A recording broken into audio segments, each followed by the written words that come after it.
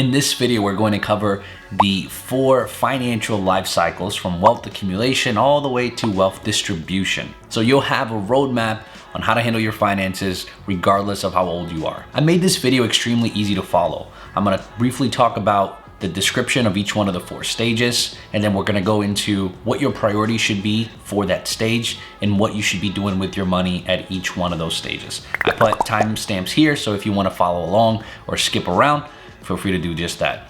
Let's get into it. So Zeti, the online resume builder, did a survey, and it found out that Americans are more afraid of retirement than of... I'm here to tell you that there's absolutely nothing for you to be afraid of. With a simple grasp of the 4 stages of our financial life cycles, you can know exactly what to expect, what to prioritize, and exactly how to invest for what's ahead. So just to give you a quick idea on how I came up with the idea for this video, I thought it would be kind of crucial to actually tell you about it. I get a lot of people who DM me on Instagram and always ask, like, how they should handle their finances, what they should be investing on. And then I was recently having a conversation with someone and I gave him some advice on, like, here's what you should be doing. And what ended up happening is towards the end of the conversation, he asked me, is this what you're doing? And I said, no. And it kind of created, I could understand that he was like, wait, you just went into all these messages about how I should be handling my money and you're not actually taking your own advice. So it came across almost as like disgenuine until I explained to him, I am in a different part of my life than you are. So then I went on to explain to him that just my current situation in life was completely different than his. And our investment portfolio is a living organism that should adapt and change and evolve as our life does. So it's not a set it and forget it for the rest of your life. Even as long-term investors, there are times in our lives where we need to look at our portfolio and rebalance accordingly. So stage 1 is all about starting to build wealth. I am considering this right when you get out of college, if you went to college, or out of high school, get your first job. For me, it was dressed as a banana when I was still in high school.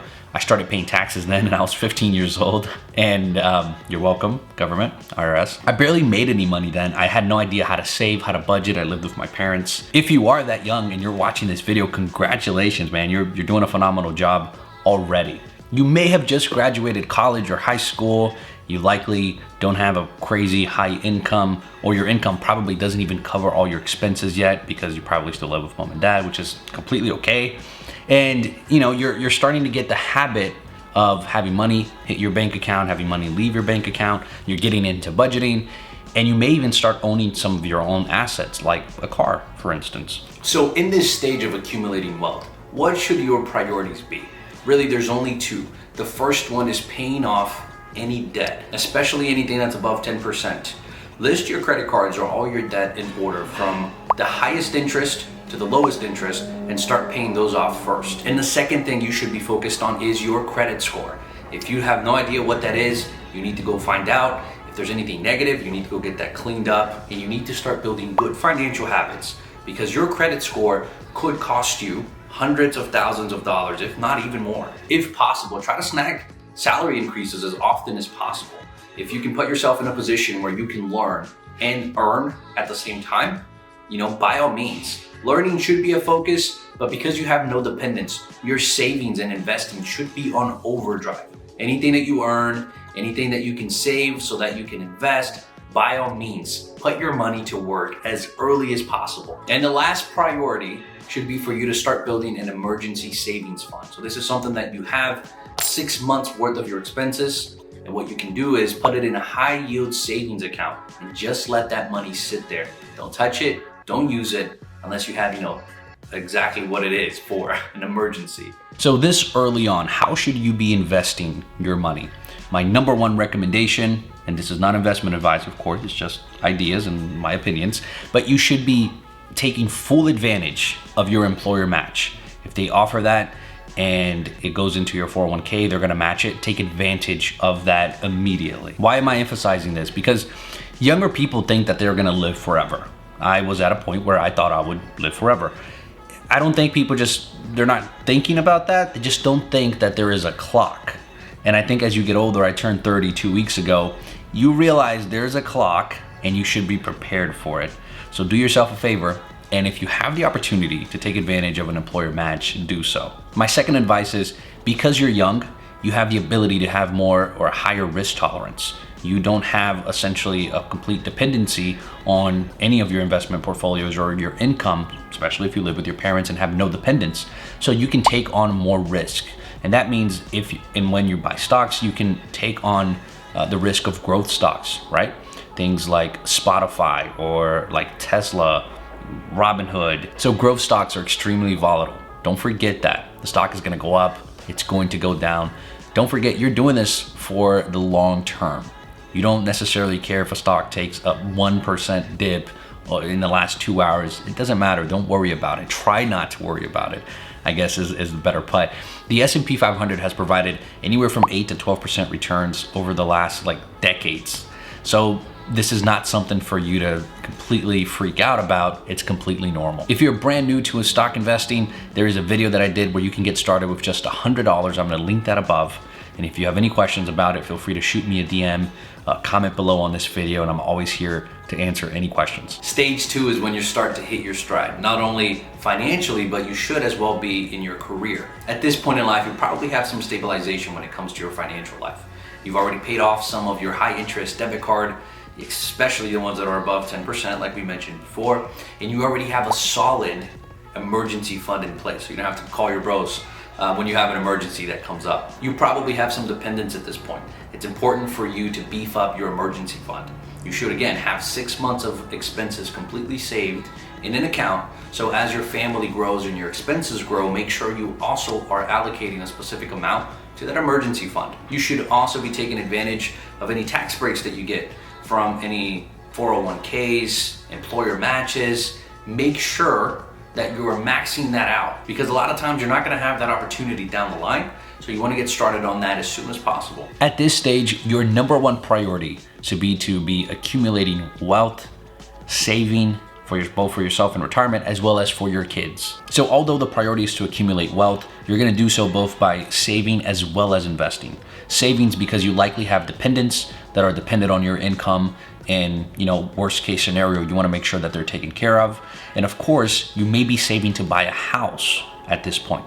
You could also continue investing, or you should continue investing, and not only to grow wealth, but for your retirement. It's important for you to start planning for retirement as soon as possible, because when you do so and you have that long-term vision, you have a lot more time to make sure that you do everything possible to make it happen. Given that you do have kids and ample assets at this time, maybe you're looking into getting a house or have already, one of the things you should make sure you structure is your will. In that worst case event, your family and your kids are taken care of. Here's how you should be investing. In this stage in your financial life cycle, you really want to kick this into growth mode. Now that you have your bases covered, but you still got 20, 30 years before retirement, there is a lot you can do to accelerate growth when it comes to your finances and your investments. Here's how. As you're building out your portfolio, it's important to keep two things in mind. The first is how your risk tolerance has changed. Obviously, you still have 20 to 30 years before you retire, but if you have extremely aggressive stocks, it may be a time to start rebalancing. Another thing to keep in mind is if you have a stock-focused portfolio, it may be time where you start diversifying.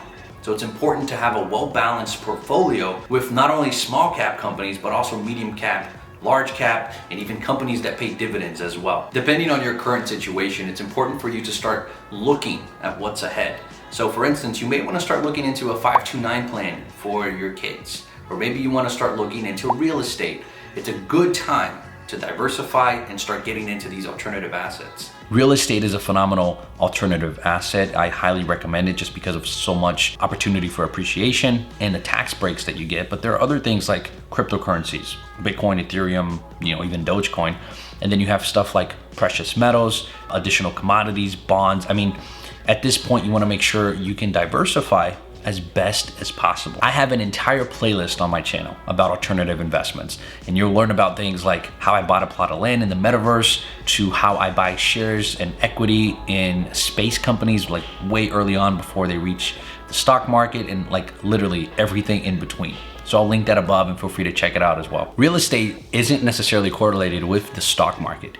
You could essentially own shares of stocks and own real estate properties. The cool thing about real estate, not only is it going to give you a way to diversify your portfolio, but it also serves as a hedge against inflation, which we're literally seeing right now. The cost of inflation has shot up, but so has the cost of not only rentals, but the just sale prices of homes across the entire US. At this early stage, you don't even need to get your own property or buy it in cash. You can do a bunch of different things. You can house hack, which just means you get an FHA loan, you live in that house, and then you obviously wait until you have enough equity where you can sell it, make some money, and repeat the process. And each time your purchasing power is going to go up and up. The other thing you can do is obviously like buy a fixer-upper. You can partner with people. There are a ton of resources here on YouTube of people who are making a ton, hundreds and millions of dollars on real estate without actually putting up any of their own money. There are websites like Fundrise, which allow you to buy share in these apartment communities across the entire US. So it's essentially a different portfolio, but just of real estate properties. I'll put a link to their website below and you can check them out. Lastly, the other thing you can do is there are a bunch of websites like Republic and WeFunder that will allow you to buy into specific projects, development projects, and you can buy a couple of shares for a few $100s. And again, you don't need to have the entire down payment or even the entire purchase price of a home to diversify your portfolio into real estate. Again, these are just giving you some ideas, so you don't need the entire down payment or the entire purchase price to add some real estate diversification into your portfolio. And before we move on to stage 3, it's important to mention that at this stage of your finances, you should have your goals, your risk tolerance. I mean, all of this should be fairly buttoned down, because you're gonna move from a stage where you're not just accumulating wealth, but you're managing it, and you're doing it so efficiently, and you're gonna get to the point where you're gonna have to start doing things just like rebalancing. One of my favorite apps and tools to do this is M1 Finance. They allow you to take a look at your entire portfolio, and they can actually do the rebalancing for you. So you kind of adjust your tolerance level, your risk level, and then they will make adjustments and you can execute that rebalancing of your portfolio. So stage 3 is all about preservation of wealth. You probably hit your mid to late career at this point. Your income completely surpasses your expenses. You likely have a dependent or two who start moving out. You're completely established in your career, and now you can actually see retirement in the horizon. So in stage 3, what should your focus be? It should be preservation. You've already gone through the other phases of where you're focused on growing, accumulating. Now we're focused on preservation. And what that really means is, at this point, you just want to make sure you don't lose anything. Just leave it there, let it compound until we get to stage 4. What you can also do that would be very helpful is make sure you have your retirement plan completely buttoned down by this point. Things like how you're gonna do your distributions when the time comes. Make sure you pay off any like mortgage, right? Can you imagine going into retirement and having your home completely paid off for? I mean, that's a huge win. And then the other 2 things that I would recommend, or that I'm actually planning on doing myself, is making sure that I know how I'm going to be passing my wealth on. So how are you gonna do that transition, right? Are you gonna give some away to charity? Are you gonna give everything to your kids, your wife, your family? How's that gonna work? So this is a good stage in life where you need to plan that out and have it, completely buttoned up. And the last thing is making sure you're taken care of, not just financially, but you wanna make sure your health is. So look at your health insurance, life insurance, and make sure you're going into stage 4 with those things completely handled as well. Stage 4, distribution of wealth. One of the things that I didn't mention earlier in this video is that retirement is not tied to a specific age.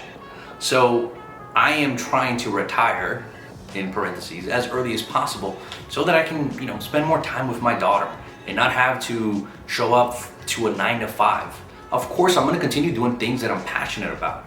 So if, for instance, I have a job that I absolutely love, which I do now, I'm gonna stay there. And I'm not just going to retire because I hit a specific age. I'm gonna retire when I'm ready to retire. And that could be when I'm 35, or it could be when I'm 85, who knows? But we don't. So what I'm trying to get across in this video is you can prepare for these phases, but they're not age-based or age-dependent. So the final stage, the 4th stage, is when you're entering your golden years. And again, this is not tied to a specific number, but just when you have decided that this is when you're done and you want to go focused on other things. Assuming you now don't have a day job and your work income is $0. Here's how you go about distributing your wealth so that you can live off of it. So with your income from your 9 to 5 at likely zero at this point, what you're gonna do is start living off of your returns. One of the things that I recommend is don't start pulling on your initial investment, because when you do, if you have a dividend portfolio, for instance, your returns are not gonna grow as quickly. So what you wanna do is live off of the actual analyzed returns of your initial investment versus actually pulling from your investment account until you absolutely have to. In this stage, you wanna just keep an eye on your retirement fund. There is a specific number on everybody's portfolio where you can withdraw at a specific rate and still be able to live off of the returns, as well as fixed income, which most people will have both. So don't rely just on fixed income. Don't rely just on your 401k, although if you were gonna have to pick, I would definitely pick your own portfolio versus the government, because just who knows what that Social Security program is going to look like 20, 30, 40, 50 years from now. I briefly talked about this in the last stage, but at this point you definitely want to make sure that your will is up to date, that you have a plan on how you're going to be passing on your wealth. My recommendation is for you to speak with an estate planner. There are people who do this for a living and will be able to best direct you on how to do all of the above. Here's how you should be investing in stage 4. It's all about playing it safe at this point. You really don't have a lot of time to bet big and miss out. So you're gonna see things like mutual funds, bonds, anything that's extremely safe. Even treasury bonds at this point look like a good investment. It's important just for you to be strategic about this. Obviously, you're gonna be living off of your investments, your returns, or any other portfolio income that you may have, like rental properties. If you are in stage 4 and you made it with 65, 70 years old, I wanna congratulate you. You probably have a ton of experience and I would love to hear about it. So why don't you comment below or shoot me an email. If you reached stage 4 and you're only 30, 35, man, congratulations to you as well, because you are living the dream. Thank you guys so much for watching this video. I'll see you in the next one.